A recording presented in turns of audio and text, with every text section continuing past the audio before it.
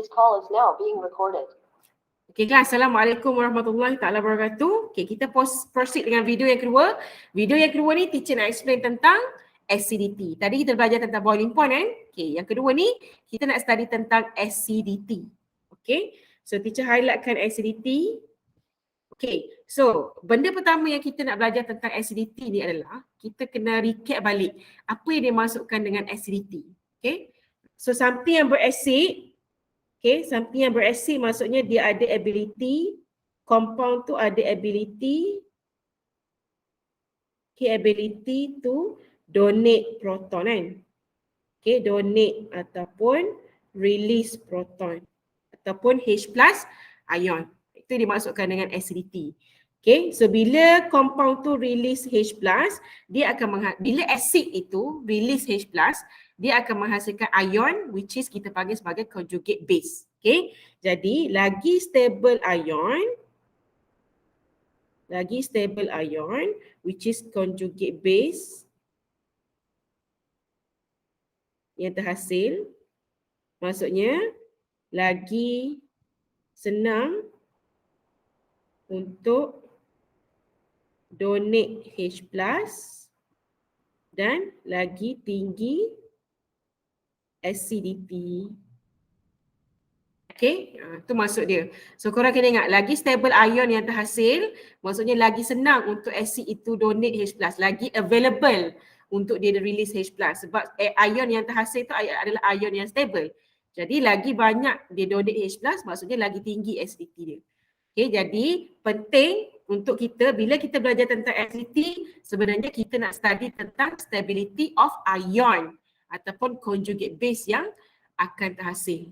Okay, so the first one untuk acidity, kita akan compare acidity untuk 4 compound. Okay, which is kalau ikutkan increasing acidity ni, okay, kita ada comparison antara aliphatic alcohol macam propanol, ethanol, methanol, itu aliphatic alcohol kan. Kita akan compare dengan water, H2O, kita akan compare dengan phenol, okay, dan kita akan compare dengan carboxylic acid. Okay, jadi menurut teori, okay, increasing acidity ni bermula dengan aliphatic alcohol, ROH. So aliphatic alcohol ada acidity yang paling rendah, lowest acidity, followed by water, H2O, okay. Dan phenol has higher acidity than water, but carboxylic acid has the highest acidity, higher than phenol. Jadi kita nak study tentang kenapa susunan dia macam ni dan apa kaitan dengan stability of ion. Okay, so kita start dengan aliphatic alcohol. Okay kelas, aliphatic alcohol, ROH ni dia bagi ni kan. So bila ROH, dia donate H plus, dia release H plus, dia akan menghasilkan RO minus. Okay, RO minus ini kita panggil sebagai alkoxide ion. So alkoxide ion ni dia ada kehadiran alkyl group lah, which is R. Okay, so alkyl group dia berfungsi sebagai electron donating group ataupun EDG. Kan? So electron donating group ni dia akan destabilize the alkoxide ion. Sebab alkoxide O tu dah negatif dah. Kita bagi lagi elektron so dia tak stable.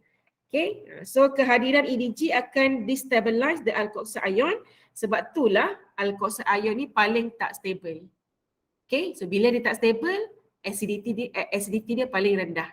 Okay, next kita ada water, H2O. So bila H2O dia donate H plus, dia akan tinggal OH minus ion saja.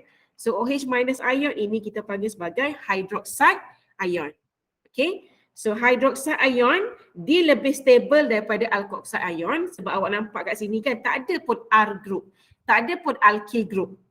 Okay, so that's why teacher tulis explanation dia, no alkyl group present.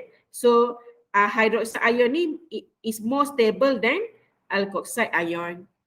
Okay, OH minus ion lebih stable. So bila dia lebih stable, that's why acidity dia lagi tinggi. Okay, dia lagi senang untuk release H plus, water tadi. Okay, right. And then kita ada phenol. So phenol, benzene yang ada OH, kan? Betul tak? Okay, jadi bila phenol, dia release H plus, dia donate H plus, dia hanya tinggal benzene dengan O minus. Okay, so ion ini kita panggil sebagai phenoxide ion.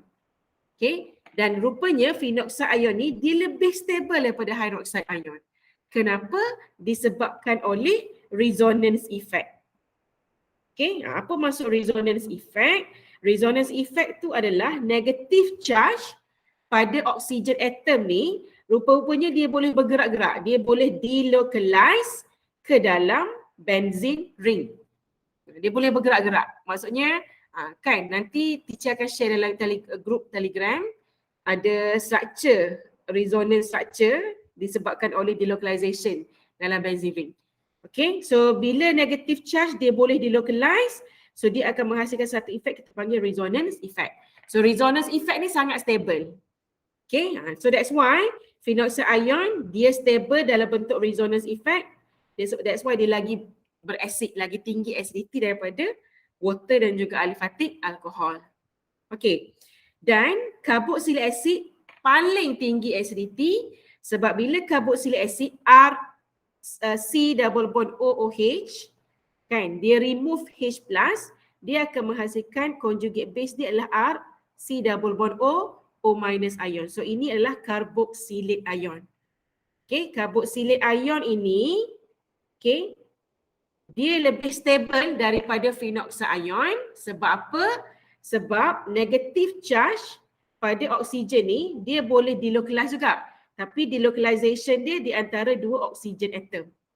Okay, so dia pun akan menghasilkan resonance effect. So negative charge kalau dia boleh delocalize dia akan menghasilkan resonance effect. So resonance effect untuk carboxylate ion rupanya lagi stable daripada resonance effect of phenoxide ion.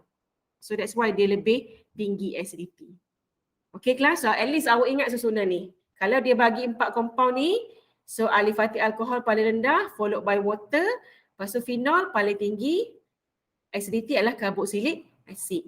Okay, alright. So kalau dah boleh follow yang ni, kita tengok pula. Ini yang panjang ni kan. Okay, lepas ni salin slow-slow. Awak pause mana-mana, yang penting awak salin.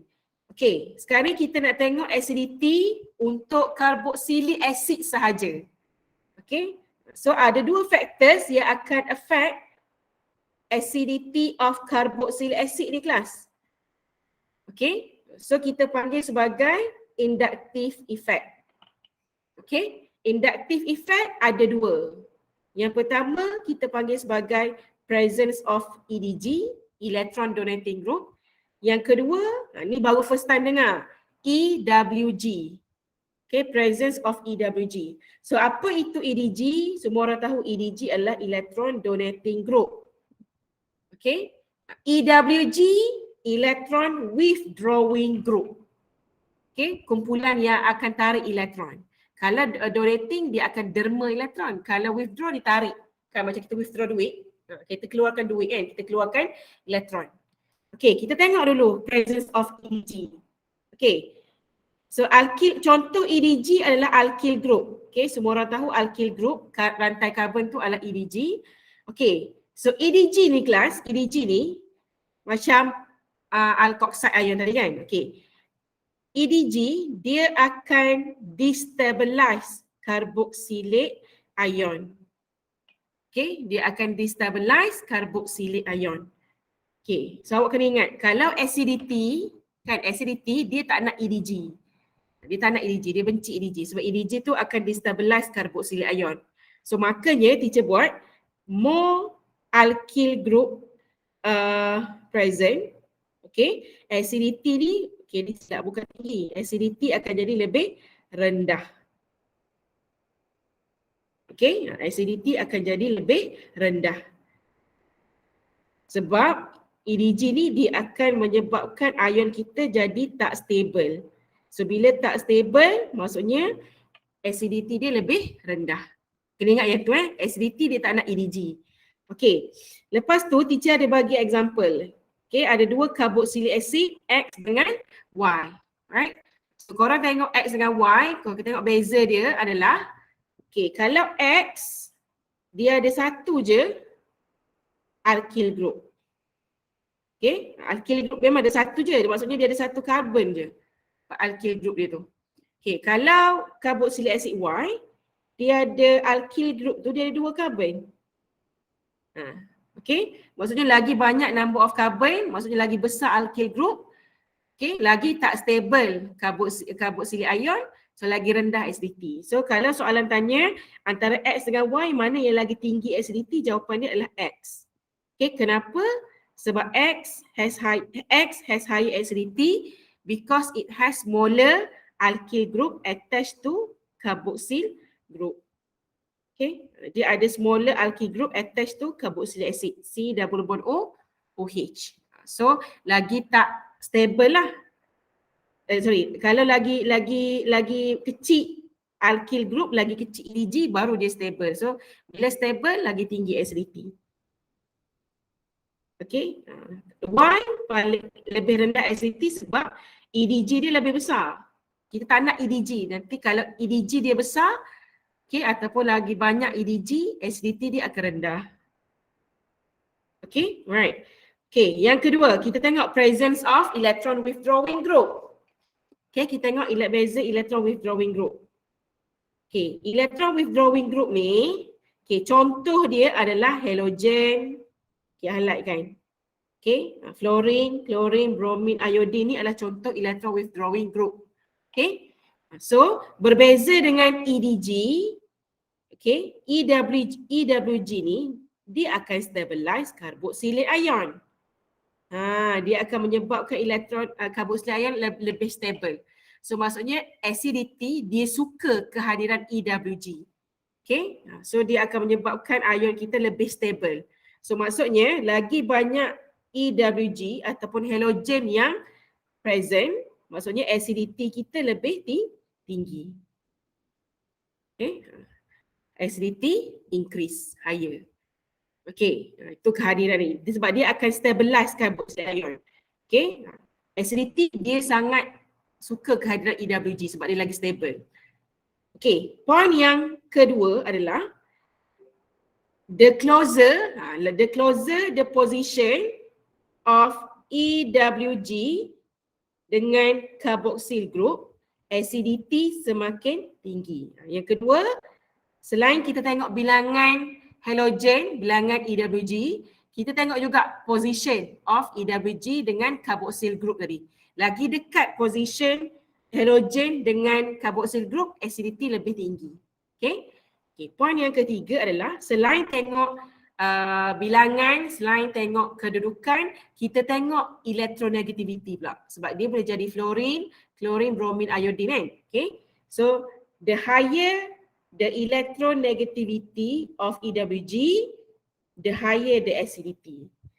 Contohnya kalau EWG awak fluorine, okay, compare dengan bromine. So fluorine lebih elektronegatif kan. Jadi carboxylic acid yang ada fluorine tu lebih tinggi acidity.